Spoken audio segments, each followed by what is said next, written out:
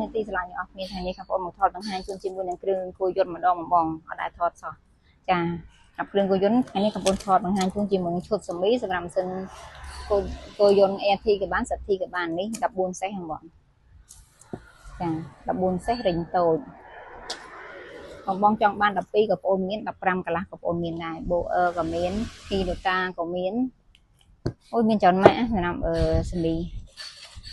គូតាក៏មានចាសម្រាប់ឈុតរបស់គាត់គឺមានសមី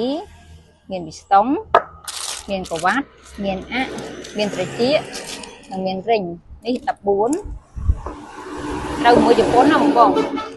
ត្រូវមួយជប៉ុនអញ្ចឹងបងមានតម្រូវការឈុតសមីវីស្តុងសម្រាប់គោយន្តបងអាចទំនាក់ទំនងមកខាងបងបានចង់បានរបស់ក្រុមហ៊ុនសុខមានក្រៅក្រុមហ៊ុនក៏បងមានដែរ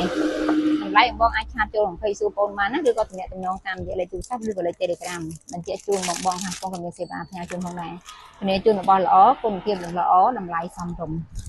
ជួយ like និង share វីដេអូបងម្នាក់មួយផងដើម្បីទទួលបានវីដេអូថ្មីៗអរគុណច្រើន